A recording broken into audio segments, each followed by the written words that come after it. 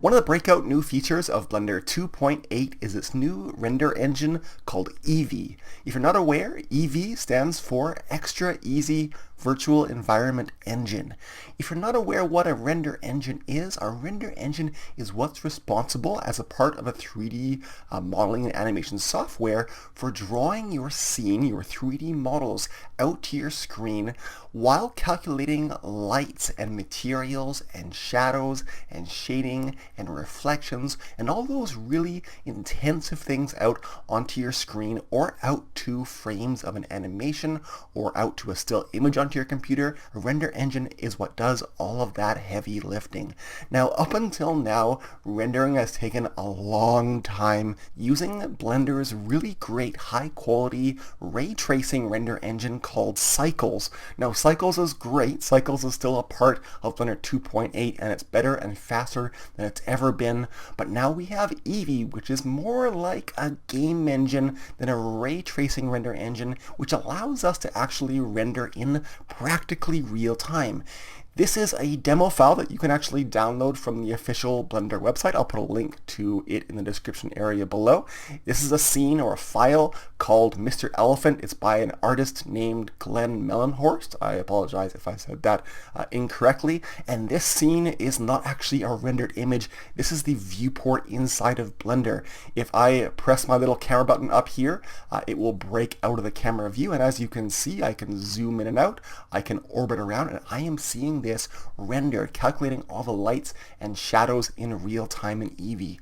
So what I want to talk to you about in this video is how you can make EEVEE look really good while still taking advantage of its very, very fast processing and rendering. When you first get a new file in Blender 2.8 using EEVEE, the shadows and the lighting and the reflections and all those things need to be set up, and that's a whole new process for even experienced Blender users. So I want to talk about lighting and shadows and rendering and environments and light and HDRIs in this video so you can get results that look a little bit closer to this. Also, I have open my file of my keyboard from the intro that you watched a few moments ago. I made this using the alpha and beta versions of Blender 2.8, mostly the alpha versions actually, and as you can see, I'm able to look at my keyboard in real time. I've also got an environment texture around. This is called an HDRI image.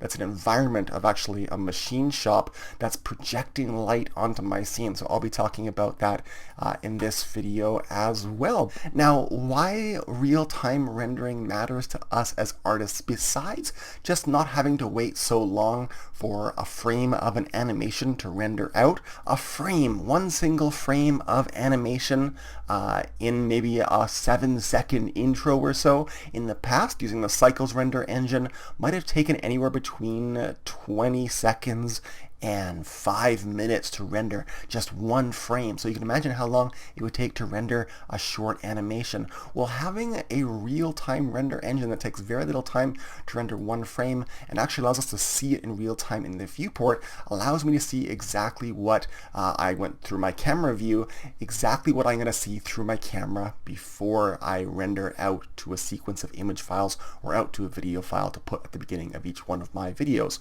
So let's go ahead and jump in. Of course, if you like this video or if you learned something, please go ahead and click on that like button below this video. It really helps me and my channel out. And if you want to see more videos like this one in Blender 2.8 or the Godot game engine or technology, click on that subscribe button and click on the bell icon to get notified whenever I upload a new tutorial. If you have not seen part 1, tutorial number 1 in this tutorial series, I'll put a link to that on the screen right now. That's my introduction to Blender 2.8 for beginners. And just know that in the top left of every one of my thumbnails in this series, I'll be giving each tutorial a number, and that's just for you to know how many tutorials I've made and where I currently am in my series. So let's go ahead and jump in. I'm going to click on the splash screen, and the first thing I'll do is I'm going to jump into my camera view, so I'll be looking through my camera, and I'm going to go up to render and render image. The default render engine in Blender 2.8 is EEVEE, so the render, the finished picture with calculated light and shadows It came up pretty instantly, and it looks pretty mediocre. We need to give this cube some context though, so I'm going to put a ground object in so we can see what shadows look like. So I'm going to close the render window, break out of my camera with the 0 key on my numpad, and I'm going to press Shift A with my mouse in this 3D view editor window. So Shift A will bring up the add menu, and I'm going to add a plane mesh. That's just a square flat surface. It's too small right now and it's too high up, so I'm going to tap S on my keyboard to move or scale it up, and I'm going to move my mouse out until I've got a larger ground, and I'll click to confirm that new scale. And now I'm going to use the move tool to move my ground with it selected. If I drag down while holding the control key, so I'll hold control and click and drag down on the z-axis, it'll snap to these increments, which are actually meters. That's the new unit of measurement in Blender by default. These ground squares are meters. So our cube, by the way, is 2 meters by 2 meters by 2 meters. Okay, so we move the ground down. Oops, I went down one too far. I'll hold control and drag up. There we go. Let's go ahead and render. So I'll go up to render and render image. And as you can see, the lighting and the shadows especially do not look great. So let's take a look at the lights in our scene first off. Of course, when you start a new Blender file, you get a camera, you get a cube, and you get a light object. A light object, like any other object, has its own object data tab in the side tab bar of the properties editor window. So if you have a mesh selected, it looks like a little triangle, which is a face or a polygon with 3 vertices at each corner. If you have a camera selected, it looks like a little camera, and if you have a light selected, it looks like a light bulb. There are, if I go into the light bulb tab, there are 4 kinds of lights in Blender. There's a point light, which is one basically sphere that can be really small or as big as you want to be, that emits light in all directions in 3 dimensions. So it's a big glowing ball or a small glowing speck if you want. There is a sunlight, which is exactly as it sounds. It's a light that emits light in one direction but from everywhere in your scene, so it does a nice job of filling in an entire world that you make. A spotlight is contained to a cone. By the way, I should probably go into rendered view up here in these 4 buttons for all of these. So a spotlight will limit its light to a cone shape, and a sun by default is actually way too bright. We'll talk about that in a sec. And last but not least is an area. And an area light is my favorite kind of a light because it takes up a flat surface that it emits light from and not a speck. So it is directional by default. It emits light in one direction. All of these lights have a power, and 3 of them, the point light, the spotlight, and the area light, the power is measured in watts, just like a light bulb in the real world. A normal incandescent light bulb, generally an old-fashioned one, is about 60 watts. Now, all of these 3 lights are turned up to 1,000 watts because our scene is very big. Remember that this cube is 2 meters by 2 meters by 2 meters, so this light being far away would need to be that powerful in order to light up the way that it is right now. But the sun, as I mentioned before, is way too bright because it's acting almost like 1,000 suns. So I'm going to turn it down to 1 and press enter. You can just click and type and press enter, and there you go. You have a light. I actually think this is too dull or not strong enough, so I might turn that up to about, I don't know, 3 or so. One of the nice things in Blender 2.8 are new gizmos attached to lights that let you change properties about those lights really easily. This yellow little dot is actually a gizmo that if you click and drag on it, lets you change the direction of a light or which way it's pointing. Now, it might not be too easy to control which way I'm pointing right now from some random 3D view. Oops, I'm quite far away. That's why it wasn't working too well. It's not easy to tell exactly how I'm controlling it right now because I'm looking at my scene from some random 3D view. So I might want to press the accent or the tilde key on my keyboard in the top left above the tab key on my keyboard next to the number row to bring up this pie menu for my different views. And I might go to my right view, and then if I grab this, it's easy to control, or from my top view with the 7 key on my numpad, which way the sun is pointing. Okay, a point light can have a size, as I mentioned before. I'll turn its power back up to 1000. Its size is controlled over here in its Object Data tab. We can change its radius to make it a bigger light. But something that you'll notice about the EEVEE render engine by default that we'll learn how to change momentarily is the size of the light in EEVEE does not affect the light in the scene, which is not how lights normally behave. If you have a bigger light or a smaller light, the light quality and the shadow quality especially would change. We'll learn how to fix that in a moment. Spotlights can have a radius. That means that they can have a bigger size or a smaller size, but more importantly, they can have a cone shape that you can change using this new on-screen gizmo. It's a little arrow that's aqua color. If you drag on it, you can make the cone narrower or wider, which is really great to have it on screen right here. Or of course, you can change the size right here the same way without using the gizmo. The area lamp has a new control gizmo on screen. If you hover your mouse over it, it's a rectangle by default, but if you hover your mouse over it, you get these controls, so you can make the area lamp bigger, really big if you want, or small if you want. There are even different shapes. So there's a rectangle shape. I'll make this bigger so we can see. There is a square. So if you only want to control one value and make sure it's always square, you can do that. There's a new disc shape. So it's a circle, and there's an ellipse, which is an oval. So you can have it in two different dimensions like that, but I'm going to stick to a rectangle. But as I mentioned, when lights are different sizes in a scene in the real world, your light quality and your shadow quality will change. If you have a very small light in a scene, your shadows become sharper and less diffuse in your scene. That means that when lights are small, the shadow edges are very sharp and crisp. And that's because you have a very hard light. But if you have a large light in your scene, the light's coming from more space, and therefore the light becomes softer or more diffuse, and the shadows become blurrier. How we can enable this in the EEVEE render engine is under the Render tab, which looks like the back of a little DSLR camera. And these are where all of the scene render settings are. If we go to the section called Shadows and expand it out, and if we check in there, soft shadows, little checkbox next to it, we will now get soft shadows in our scene. Now, I've discovered a new bug in Blender 2.8. I'm not sure if this is on my computer or everyone's, but you can see that it's not working properly. So what I'm going to do is actually split this window into two.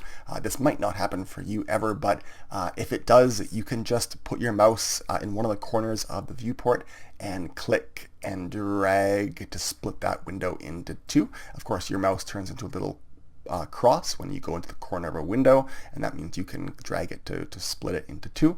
And now if I go into this 3D viewport's rendered viewport shading mode, you can see that it's not doing that same glitch. So now I'm going to merge these two windows together by again dragging from one corner into, by clicking and dragging into its neighbor, and then you get an arrow, which means it'll take over that other window. So now we have a non-glitchy 3D viewport.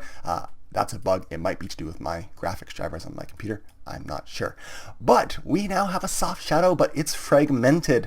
And that's because of the samples in my scene. So if I look up at the top in my Properties Editor window, in the Render tab, there's a section called Sampling. If I turn my viewport samples up to match the render samples, so 64, and I'll press enter, you'll see that my shadows will now calculate out more iterations. If I turn this down to 2, I get 2 iterations of my shadow. So the more you have, the softer it'll be. If you turn this up to say 1000 and press enter, well, your shadows will be very, very smooth, but it'll take your computer longer to calculate that out. What I might do is leave my viewport at 32, but turn my render up to 500. Or so, okay? That means that when I go to render out to an image, it will take a little bit longer than in my viewport, but that's okay. But I'm going to make this light, this area light, a key light in my scene. So I'm going to make it smaller, and that'll mean that it'll have sharper shadows, not so blurry. And one of the other things you'll notice with the EEVEE render engine is this area right here. It's missing what's called a contact shadow. And the reason you can tell that is because it's kind of too light in this area. It doesn't look right. So we can fill this area in specifically wherever light should be stronger, where there's a corner nearest where the light is being cut off. So how we change this is it's a setting in the light's actual option. So with the light selected, I'm going to go to its light object data tab, and in the shadow section, and by the way, you can turn shadows for light off if you want. I don't know why you might do that, but it might be something that you do. If you expand that section out, there is a secondary section in there called contact shadows. And if you enable that, did you see any change? There actually was. If I turn it off, look right there, and I turn it back on again, we get a little new contact shadow that's added. Now, it's way too small, so I'm going to turn the distance value up, and as you can see, we can fill that area in. Now, it doesn't look quite right because it's not soft enough, and that's because contact shadows don't use the same soft shadow property, so we're going to change the softness manually, so you can just click and drag in there to turn it up to whatever looks about right. And there you go. That solves the soft shadow or contact shadow problem in our scene. Now, the next issue why our scene doesn't look so great is because of this solid gray area, where in the real world, in a shadowed space, you would get darker areas where there are crevices or tight together areas where light rays wouldn't bounce down into as much. So especially if I hide the overlays in my screen with this button, which gets rid of my ground grid, there should be some way we can see that edge there, and it should be darker in some places and lighter in some places. That's called ambient occlusion. Ambient, meaning ambient light in my scene bouncing around, and occlusion, meaning hiding, so hiding light. We can go up to the render tab and check ambient occlusion to solve that, and now as you can see, this area gets a bit of shading, and of course there are options. So if I expand this out, I can change this distance, which I recommend that you turn up, and as you can see now, it looks considerably better. If I turn up the factor, you can only drag the factor up to 1, but if you click, you can type in a higher number like 5, and now it's obviously way too much, so now I can turn it down and adjust it to my heart's content. So maybe I like something like that. Okay, maybe the distance I can make bigger, but the factor I might turn to something that I like that. Okay, now a cube is very limiting for us right now because contact shadows and ambient occlusion do more than just deal with areas between two objects. So what I'm going to do is I'm going to select my cube. In fact, I'm going to turn overlays back on so I can see what object I have selected. I'm going to delete my cube with the X key on my keyboard, and then I'll click, yeah, that was the letter X to delete. And I'm going to go up to add and mesh, and I'm going to add a monkey head to my scene. This is Suzanne, Blender's built-in primitive monkey head. It's a primitive primate. Get it? So I'm going to make this monkey head smoother because it's very blocky right now. So I'm going to right click on it, and this will bring up Blender's new context menu, and I'm going to say shade smooth.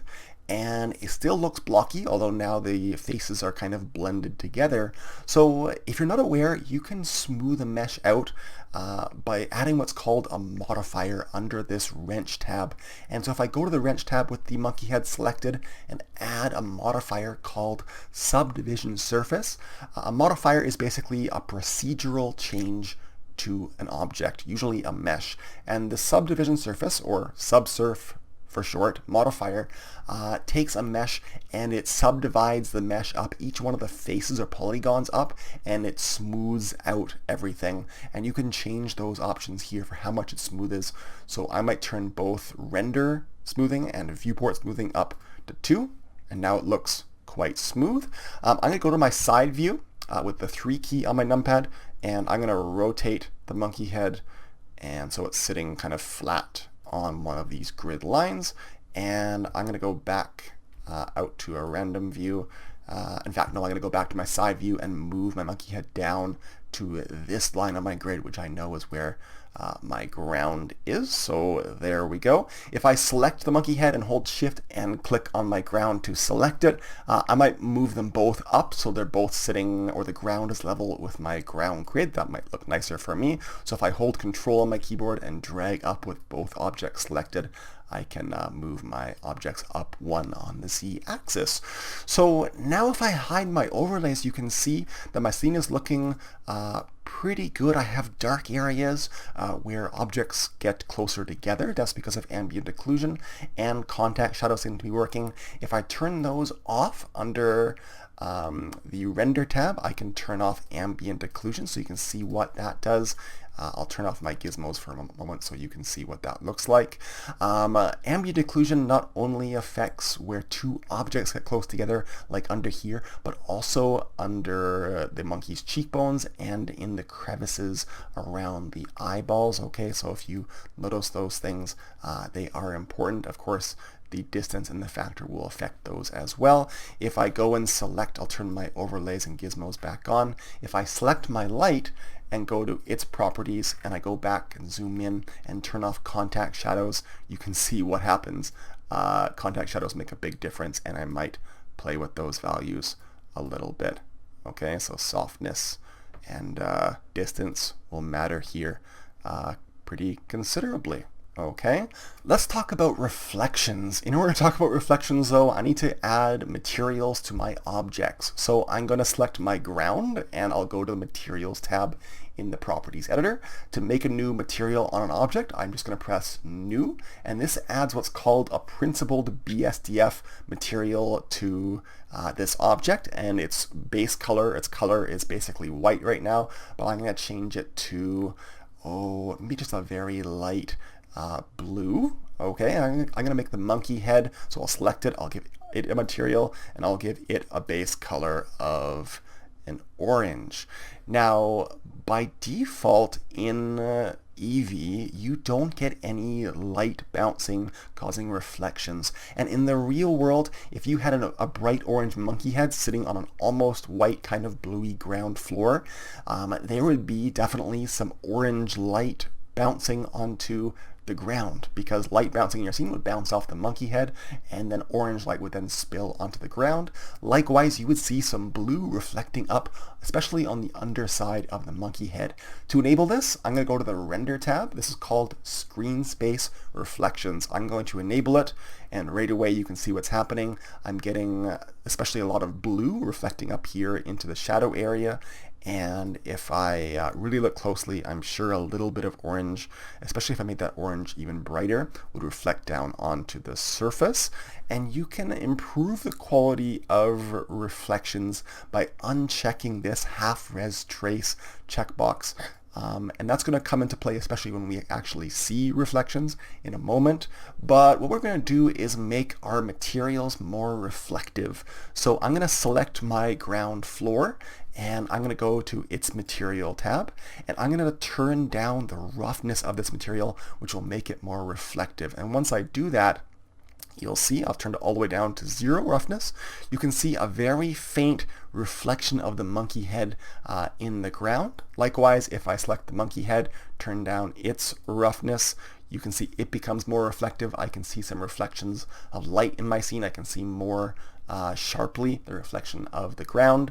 If I turn up specular, that'll make the reflections more intense, or if I turn that down, it goes entirely away. So I'm going to do that for the ground as well. I'll turn up specular. And what I might do is I will select my monkey head and make it metallic. Now apparently metallic should either be 0, in other words off, or all the way up to 1.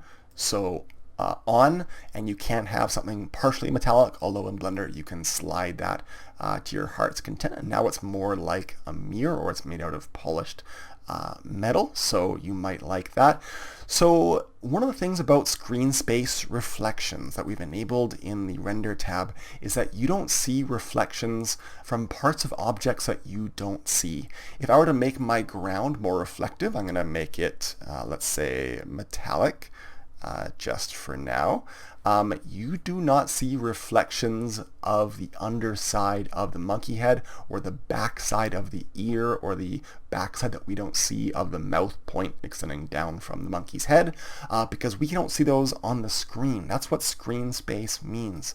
If you want to enable that, we'll cover that in a future video. It requires some additional objects and techniques, so just be aware that that's a limitation of the EEVEE render engine. So let's go ahead and turn off. I don't like my ground being metallic, so I'm going to turn that off. I might turn this metallic a little bit down, even though apparently you're not really supposed to have it partway in between for realism. One other thing that we can enable is called bloom, and bloom is another word for glow. And I used bloom in the EEVEE render engine to make my letter keys glow when they lit up for my intro keyboard animation. The way you can enable bloom is really simply under the render tab, and bloom, there it is.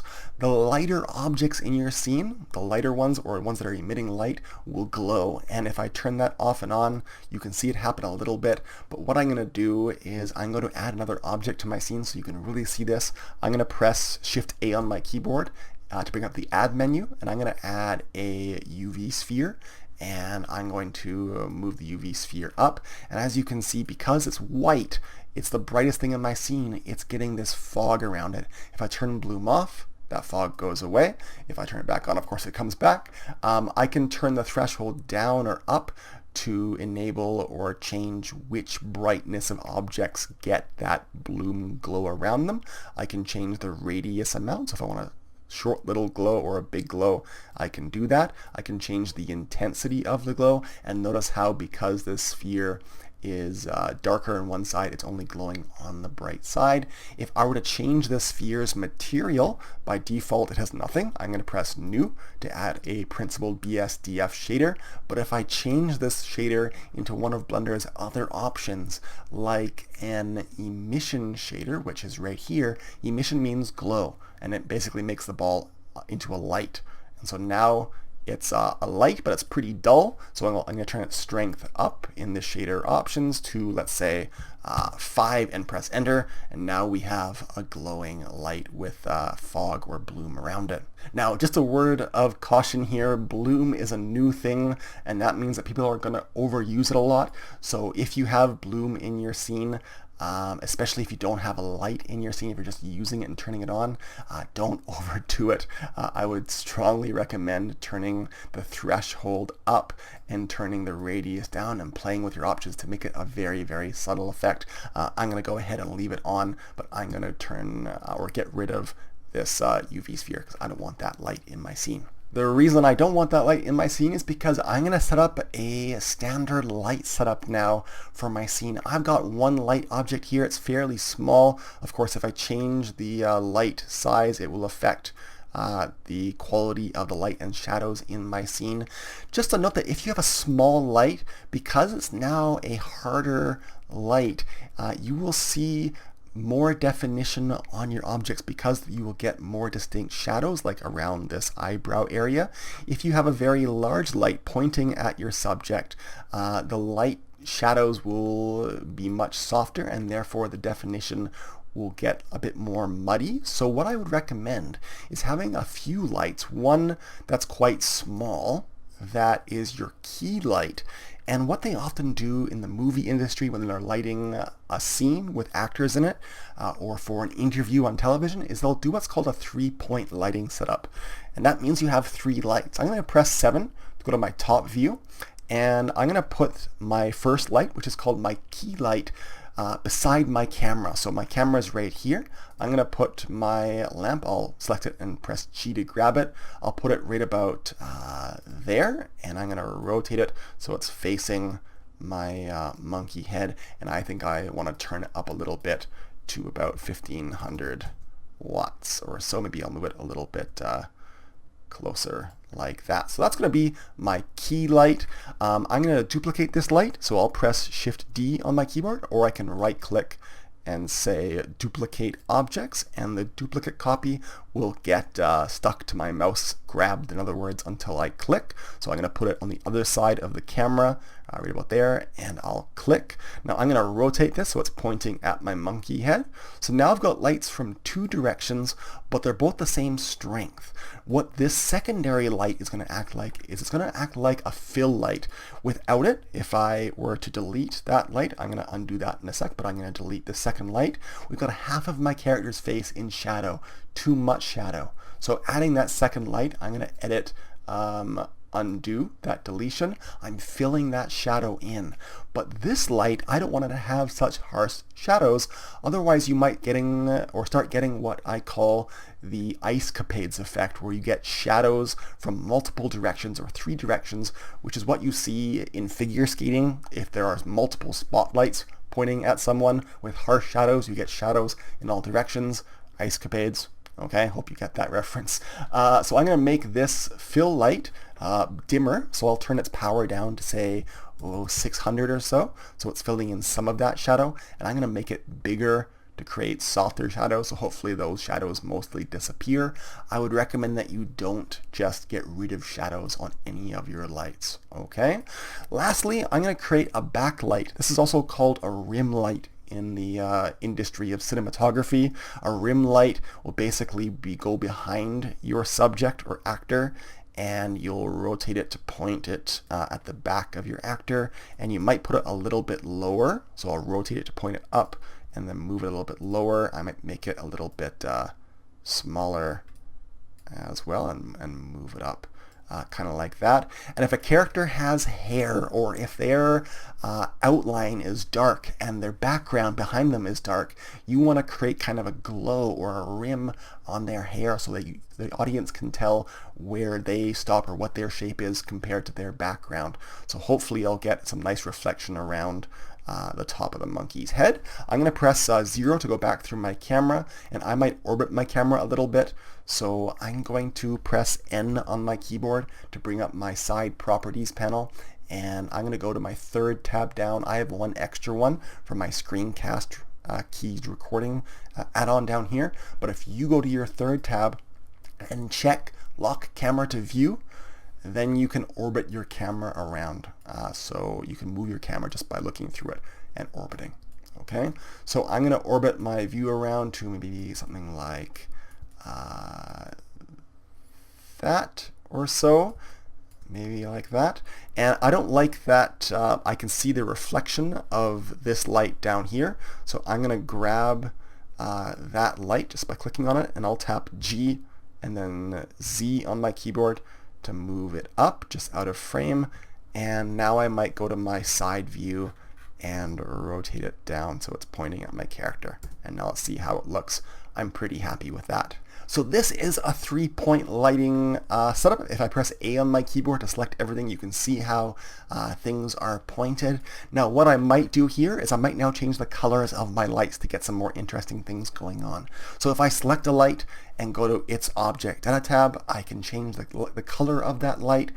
This is called color temperature in cinematography. I might make this light a little bit pink. Don't go too far. That's overdoing it. Just a little bit will do a lot. So I'll make pink, and then maybe I'll go to this one and make orange or yellow, and maybe in the back one I'll do green or blue or something like that. Okay, so now if I look through my camera, my scene looks a whole lot more interesting, and if I press F12, it will not take too long to render out.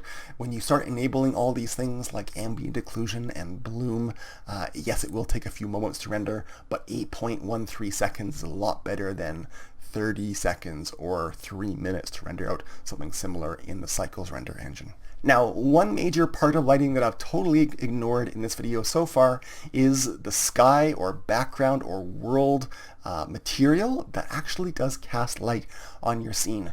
Right now, I've got this default gray material, and if I want to change that in my world, especially you can notice it without any overlays or gizmos on my screen. This gray material actually is casting light onto my scene, which means if I go to the World tab in my Properties editor, I can turn this color down to black and there will be no light coming onto my scene, which will make everything a bit darker. Especially you'll notice this, or you'll notice it especially if I turn it all the way up to white. Suddenly my scene becomes a whole lot brighter. The floor is now brighter, the monkey head is brighter, and everything just got changed just by that one little setting. So environments do give you lights. If you make the sky color, let's say you're making a cartoon and you want to have a blue sky, well, if you make a blue sky, let's say something like that, you'll notice that this blue light is now bleeding blue onto your entire scene, which you very much will not want, most likely, especially if you've made your materials look a certain way with a certain color. Suddenly everything will be bluey or get purpley. So how do we fix this? Well, this becomes a little bit more complex because now we have to start editing the material of a world in a more complex way than this side panel allows us to do in the Properties editor. So what I'm going to do is I'm going to split this part of my screen, the 3D view editor, into two. So I'm going to put my mouse up in the top corner to make it into a little plus or a cross, and I'm going to drag it straight down. So click and drag like that. And I'm going to turn this 3D viewport into rendered viewport shading like that, so it matches. But I'm going to turn this editor window, I'm going to change its type into a shader editor, which is how you can edit materials using what are called nodes. Now, this shader editor in Blender 2.8, if I click here, I can change this window's type. This shader editor is a new window in Blender 2.8. It used to be called the node editor window, but they've split it into a few things, at least the shader editor and the, where is it? The compositor window are separate windows, which used to be just called the node editor window. Okay, so the shader editor is what we want to go to here, and it looks pretty empty right now because I have nothing selected. If I click on a mesh object, I'll turn overlays and gizmos back on. If I select a mesh object, you can see this shader editor is showing me the materials that make up the materials of the object. These are called nodes, and nodes together, when you connect them with what are called noodles, make up materials. Now, we don't want to change the material of objects right now. We want to change the material of our world, this blue color. So what I'm going to do is I'm going to change this shader editor's mode from object mode into world mode with this menu. So world. And as you can see, we can see our blue color right here. This is called a background shader node. It's a little bit different than a shader on an object. It's for environments in worlds. And we have a world output node, which is how you actually finish any material or world material. You need to have that one. You can't get rid of it. But we can add more nodes to make this more complex. And the reason why we're using this window at all is because we want to have one color of world that we can see in our viewport and through the camera and when we render, which is blue. But then what we want to do is we want to separate the color of the light that's actually hitting everything in our scene to be a different color. So I'm going to have two different worlds essentially. I'm going to have a background shader that I can see, and I'm going to duplicate this node. So I'm going to select it, make sure that you maybe click somewhere else. If you've got multiple selected, you can click somewhere else to unselect all your nodes. If you select just this background shader and press Shift D on your keyboard, can you right click? Yeah, you can right click and say duplicate as well. So now I've got a copy that's been grabbed. I'm going to click to put it right below, and I'm going to mix them together. Okay, so I'm going to press add, and I'm going to add a new shader. And under shaders, we're going to say mix. I'm going to mix those two backgrounds together. Now we get a new mix shader. What I'm going to do is I'm going to change one of these backgrounds to white, or essentially white. So I'm going to click in the color picker. I'm going to make it white in the middle. Maybe I'll turn that all the way up to 1. And I'm going to drag this mix shader into this noodle. Yes, noodle is the technical term. And when I do that, it'll connect itself in the middle of this noodle. You'll notice that this mix shader has two input little dots. They're called ports. And what I can do is I can drag from this output port, from this shader, and click and let go on the input port there. So I'm connecting output port to input port, and now I'm mixing together blue and white in my world. Following so far? Hopefully.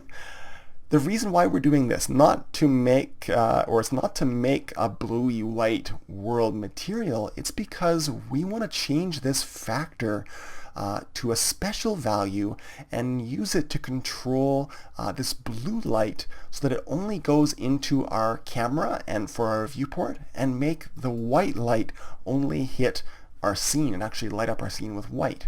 To do that, yes, you can actually do that. There's a node. It's called add, and it's under input, and it's called light path. And this is how you can control what light properties are going to what objects. So I'm going to add that. That was add input light path. And this node looks really intimidating, but what I'm going to do is I'm going to plug is camera array, the first option. I'm going to click and drag it into the factor of my mix shader and let go. Okay, did you see it? We've actually got it the wrong way around. We've got blue light hitting my scene, therefore it's lighting everything blue up, but we're seeing white in the background. We want to see blue in the background and have white hitting everything in the scene. So I'm going to switch these two around. I'm just going to click from this port and drag and let go over the other one, and that will switch those two around. So now if I make this window smaller, in fact, I'm going to rearrange these. We now have a blue world with white light casting on it. If I change this color to, let's say, pink, we now have pink light coming onto our scene, but we see a blue background still, again, because of this node set up in our shader editor. Okay, I'm going to change the light in my scene to maybe a little bit yellowy, just very, very slightly, and I'm happy with that. But the last thing I want to show you is how to add an HDRI image into your background. That means a high dynamic range imaging world, globe, or spherical texture that's actually taken from the real world into your 3D viewport, which will actually light your scene very dynamically. Blender actually has some of these HDRI world texture maps built in. If you switch your viewport shading, I'm going to make this bottom window smaller now. We'll come back to it in a moment. I'm going to make my viewport shading set from rendered. I'm going to go into the third mode, which is Look Dev. Look Dev actually has HDRI textures built in. Look Dev does not render your scene. It does not show proper shadows in your scene from your actual lights, but it does approximate lighting using built-in HDRIs, which is why we can see that there are now trees reflecting in my world, even though there are no trees and there is no environment texture in my scene. If I click on this little arrow when I'm in Look Dev mode, it'll show me the viewport shading options, and this is actually a global sphere HDRI sphere texture for my world, and that's what's projecting the trees into my world. These will not render out. We're only in Look Dev mode here, okay? But if I click on the sphere, there's actually multiple options. If I want an indoor scene, well, now I've got an indoor scene, and there's less things to reflect, but you can see some things that aren't really there. There are some windows you can see. Okay, this is just to give you an idea of what your scene might look like with an HDRI and with some lighting in your scene, but there's lots of options here that you can change. If you want a blue sky and a field with grass, you might try that, and now you can see things reflecting in my monkey head. Okay, so how do we actually get this into our scene, and where do you get these HDRI image textures from? Well, there is a website called HDRIhaven.com, and this is a website with free uncompressed, full-size, high-quality HDRI images. They are patron supported, so please keep that in mind. If I click on HDRIs on the top, there are different categories, but you can see what you get here. You get these spherical images that will wrap around a scene nicely. The reason why they're called HDRI, High Dynamic Range Imaging, is that they have lots of information about color. They're not just JPEGs from a standard cell phone digital camera. They have lots of information in the bright areas and in the dark areas, so you get much more ranges of light pouring onto your scene or lighting up your scene, okay? I've actually downloaded this one. If you click on the thumbnail, you can download different qualities. I recommend a lower quality for something that's just for practice, so I got the 2K version. It ends in .hdr. It's not a JPEG, keep that in mind. And I've saved it to my desktop. So on my desktop, I've got that file ending in .hdr on my desktop. So let's go ahead and add this. Back to my shader editor. I'm going to go back into rendered viewport shading mode so that temporary look dev HDR goes away. Right now we've got a blue sky and white light. I'm actually going to simplify that. I'm going to get rid of this mix shader. So I'm going to select it and press X and delete it. I'm going to get rid of my blue sky. So I'm going to delete it. I'm going to get rid of my light path. So I'll delete it with the X key or the delete key on my keyboard. I'm going to connect these two back up, background to surface. You'll notice that nodes that connect will always have the same color. So yellow dots are color pictures, gray dots are black and white pictures, green dots are for shaders and the final shader of the world output. What I need to do here is I need to bring in an image texture, but not just any image texture, an environment image texture. So I'm going to go up to Add and Texture, and we're not going to add an image texture, we're going to add an environment texture, okay, under the texture category. There we go. I'm going to click, I'm going to connect the color of the image texture up to the input of my shader background. Now it gives us this bright magenta world, and whenever you see that in Blender, it means that it's missing an image. So I'm going to press Open. I'm going to go to my desktop. I'm going to go to this HDR file, and I'm going to press Open Image.